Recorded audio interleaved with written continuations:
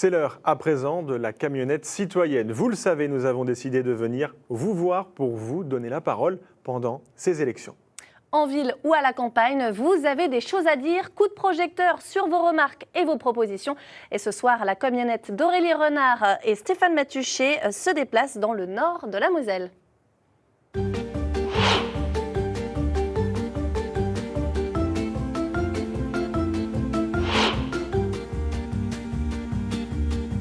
Aujourd'hui, nous partons pour Hayange, en Moselle. Hayange, longtemps connu pour sa vitalité industrielle et ses hauts fourneaux désormais fermés. Ici, le taux de chômage est nettement supérieur à la moyenne nationale. Mais Hayange, c'est aussi la seule ville du Grand Est dirigée par le Rassemblement national. Sécurité et identité sont les thèmes principaux qui animent la vie municipale. Trop, diront certains.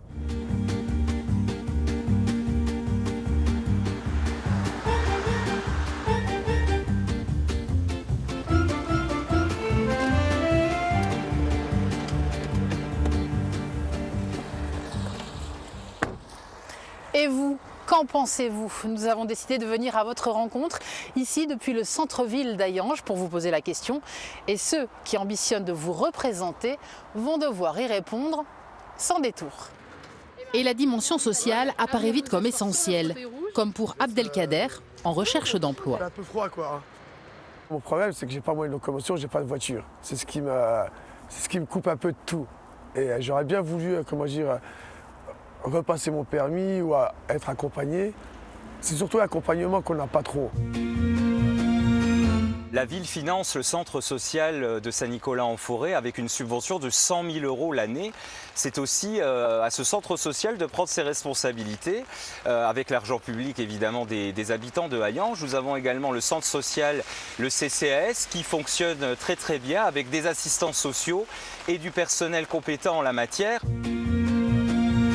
Je ne mets pas en cause du tout le travail des assistantes sociales du CCAS, mais c'est une méthode que nous souhaiterions changer, où les gens puissent venir, puissent parler, puissent être écoutés, puissent être aidés, qu'ils soient âgés, qu'ils soient jeunes. On a un CCAS en ville, il faut pouvoir l'utiliser correctement. Autre sujet de préoccupation, l'attention portée aux seniors.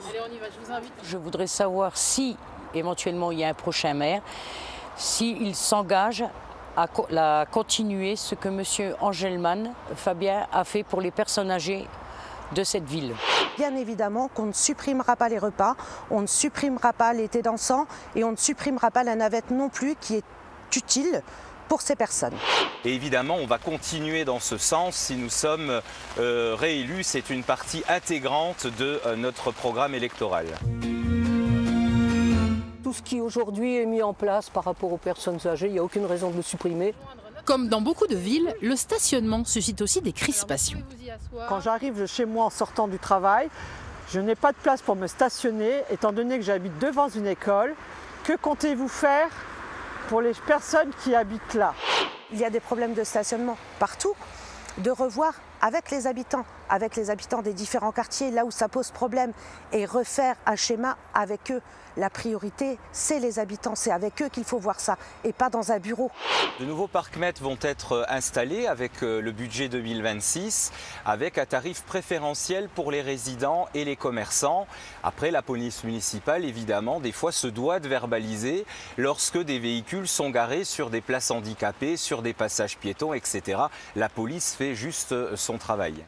Et puis localement, un sujet agite la campagne, la fourrière animale, question portée par Patricia. Est-ce que la prochaine équipe municipale sera et fera la continuité du travail de M. Angelman, à savoir la cause animale? Donc la stérilisation des chats, les remettre dans leur contexte, etc. Je veux dire, on accumule des milliards pour les armes. Je pense qu'il y a une priorité. Alors bon, les chats errants, pourquoi pas, quoi. Mais bon, voilà. Ça ne me parle pas plus que ça. Nous allons évidemment continuer dans ce sens, alors que certains de mes concurrents voudraient tout bonnement arrêter ce travail avec cette fourrière municipale qui fonctionne très très bien.